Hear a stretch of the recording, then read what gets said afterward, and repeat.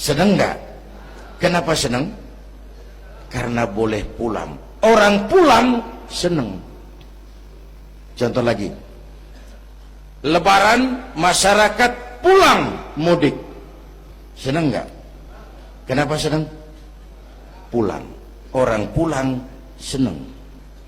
Sekarang selesai hidup di dunia, kita pulang kepada Allah, seneng nggak? Ragu-ragu, mau bilang seneng takut besok gitu. Mestinya seneng dong pulang. Apa yang bikin pulang yang satu itu kok berat? Kelihatannya dua. Pertama, kita ini sering mencintai sesuatu berlebihan, berakar di hati. Datang saat pulang tidak siap menghadapi perpisahan. Ada yang bergantung di sini, pulang jadi berat. Kalau cinta Allah sepenuhnya, cinta alam seperlunya, pulang enak. Yang kedua, bekal nggak cukup, sengsara di jalan, pulang jadi berat. Nggak punya bekal kok pulang, itu nekat. Belum sempet sholat modar, kok berani amat nggak punya bekal pulang.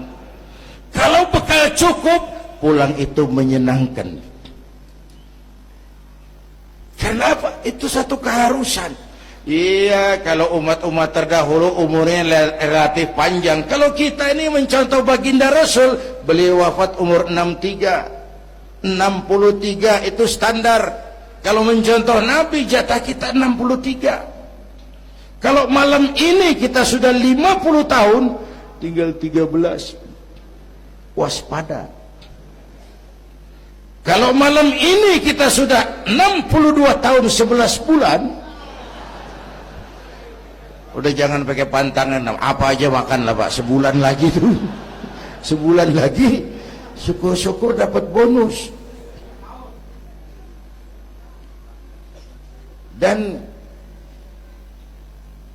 saya bilang mati itu tidak pakai abjad. Kalau pakai abjad bisa nunggu, mati bang ngacak. Kadang-kadang kakeknya segar bugar, cucunya pahit. Kalau mati pakai abjad enak nunggunya.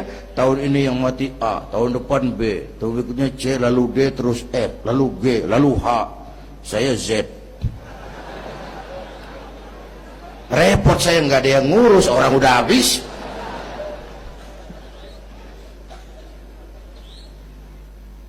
Bapak Ibu hadirin, malah aneh. Jam 6 pagi sopirnya mati. Jam 10 siang, 4 jam kemudian Mbah Suripnya yang mati. Sebelum mati dia pesan sama teman saya W.S. Rendra, Mas, saya kalau mati tolong dikubur di bengkel teater Depok. Monggo, dikubur sama Rendra. Belum seminggu Rendra yang ngikut mati.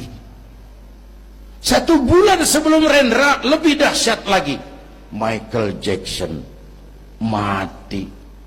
The King of Pop, raja pop dunia mati. Apalagi penyanyi keroncong, lebih mati lagi.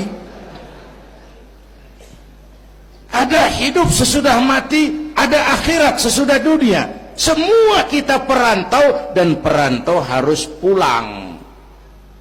Bapak Ibu hadirin yang saya hormati, oleh karena itu, dengan semangat itu, ayo kita tingkatkan ibadah kepada Allah Subhanahu.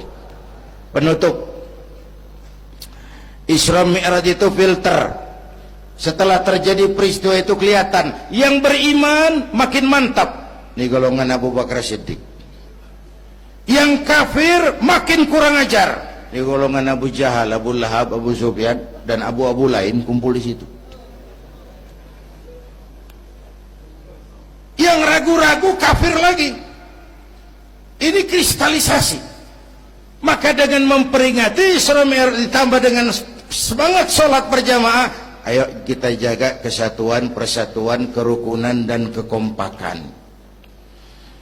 Bapak Ibu hadirin yang saya hormati, saya bersyukur walaupun belum pernah hadir, tapi saya tahu tiap minggu pagi pengajian Kiai Uci ini dibanjiri oleh jamaah.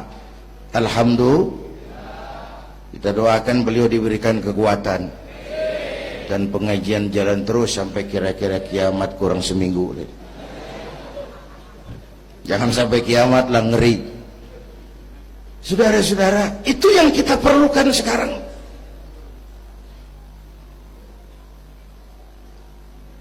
Menjaga semangat kebersamaan seperti diajarkan di masjid ini. Coba baik tinggali akhlak masjid. Siapapun masuk masjid, copot sendal, buka sepatu. Kenapa? Tidak ada warga kelas 1 di sini. Semua sama di depan Allah. Ini masyarakat yang mau kita bangun. Lurah masuk masjid, buka sepatu, rah.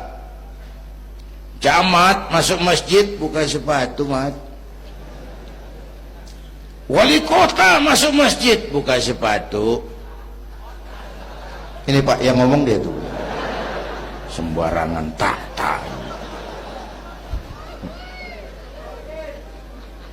Gubernur masuk masjid, buka sepatu, Nur. Presiden masuk masjid, buka sepatu, Den. Ini masyarakat yang mau kita bangun. Kan keadilan di negeri kita ini masih mahal. Hukum masih sering seperti pisau, tajam ke bawah, tumpul ke atas. Kalau yang kecil salah, hukum cepat-cepat ditegakkan. Yang besar salah, cicing wae, pura-pura tenyaho. Itu yang melukai rasa keadilan. Bapak Ibu hadirin yang saya hormati, itu yang melukai rasa keadilan. Kalau mau lapor kehilangan ayam, itu harus jual kambing. Ingin menang berperkara, jual sapi. Ngurusin ayam hilang kok jual kambing, jual sapi. Itu harga keadilan yang harus kita bayar. Karena itu ke depan belajar dari sejarah, kita bukan cuma perlu pemimpin pinter, tapi juga benar. Malahan lebih baik benar enggak tapi pintar ketimbang pintar tapi enggak benar. Capek dibohongi pemimpin yang cuma pintar tapi enggak benar. Disuruh ngurus beras malah nimbun beras, disuruh ngurus laut jadi bajak laut, disuruh ngurus hutan rame-rame jadi orang hutan. Gitu. Kita rindu munculnya sosok-sosok macam Umar bin Abdul Aziz. Punten nih, itu Umar bin Abdul Aziz waktu terpilih jadi khalifah, yang pertama diucapkan innalillahi wa inna ilaihi raji'un.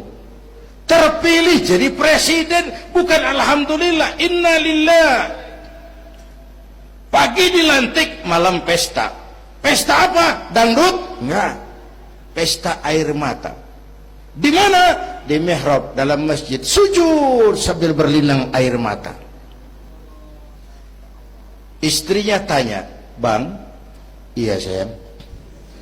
"Oh, udah dengerin aja, orang improvisasi." "Iya sayang, abang kan sekarang jadi khalifah." "Kenapa nangis, Bang?" "Itu Fatimah, itu sebabnya saya nangis karena saya dipilih aklamasi secara sebagai khalifah. Setelah jadi pemimpin yang terbayang oleh saya, yatim piatu yang merintih kelaparan, janda-janda tua yang perlu bantuan, rakyat saya yang belum bisa menemukan haknya secara wajar, saya takut saya zalim kepada mereka. Saya nangis mohon pertolongan Allah." Pagi dilantik, malam pesta, tahajud. Esok harinya karena pemimpin baru, banyaklah pejabat-pejabat gubernur cari muka. Namanya presiden baru, ada yang kirim emas, pakaian mahal, berlian, mutiara, dikumpulkan sama istrinya. Umar tanya, "Fatimah?" "Iya bang." "Banyak hadiah yang kau terima?" "Banyak bang, intan, berlian, mutiara, emas." "Kau senang?" "Saya senang bang." "Oke, kalau kau senang itu hadiah intan, berlian, mutiara, kumpulkan sebanyak-banyaknya dan besok kita cerai. Tapi kalau kau sayang saya, itu hadiah intan, berlian, mutiara, jual, uangnya masukkan Baitul Mal untuk ngurus rakyat kita." Apa jawab istrinya? Istrinya pun istri beriman, gak mentang-mentang istri pejabat lalu ikut-ikutan borong proyek suaminya. Kata Fatimah, abang, iya sayang, apalah artinya intan berlian tanpa engkau di sisiku, bang?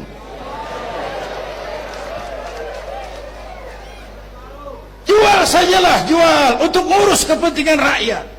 Yang nyata-nyata hadiah pribadi dijual ngurusi rakyat. Jangan yang sudah nyata-nyata milik rakyat masih disunatan.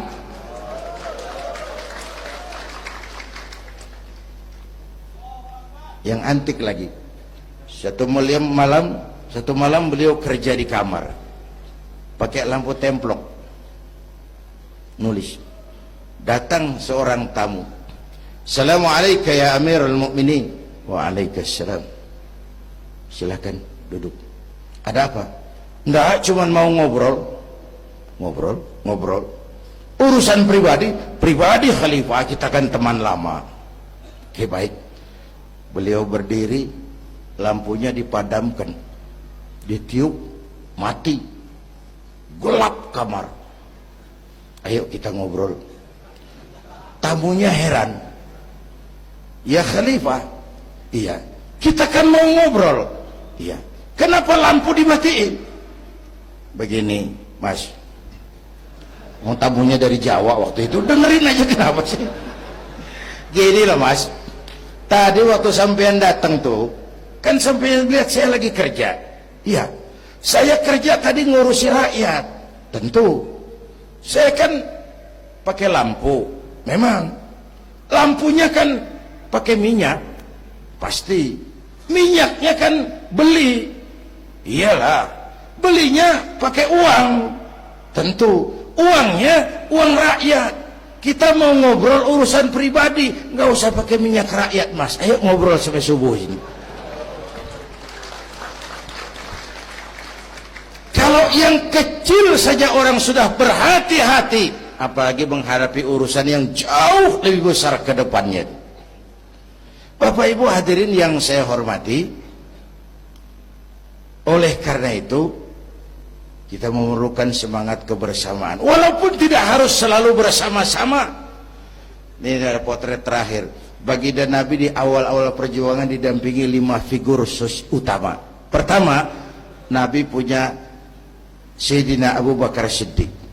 Ini sahabat merangkap mertua, orang tua bijaksana, tempat Nabi tukar pikiran. Kampung itu enak kalau ada yang dituain.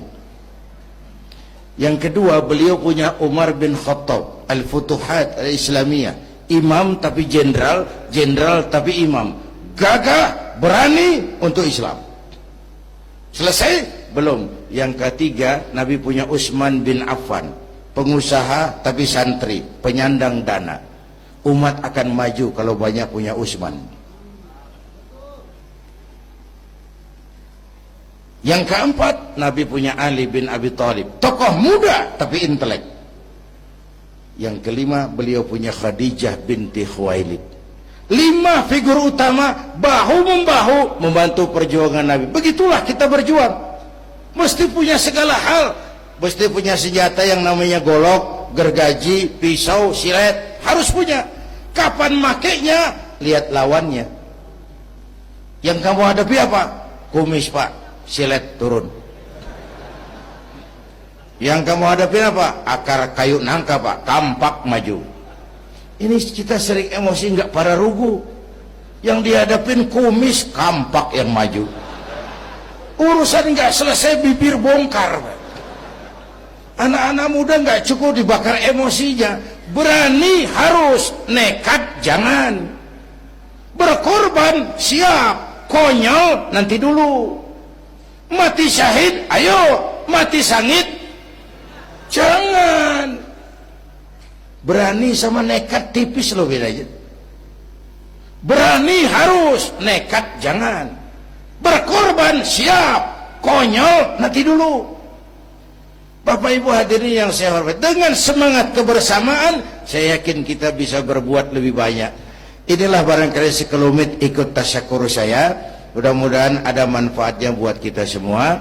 Lebih kurang mohon maaf. Usikum wa iyaya bitaqwallah. Aqulu qawli hadza. Wassalamu alaikum warahmatullahi wabarakatuh.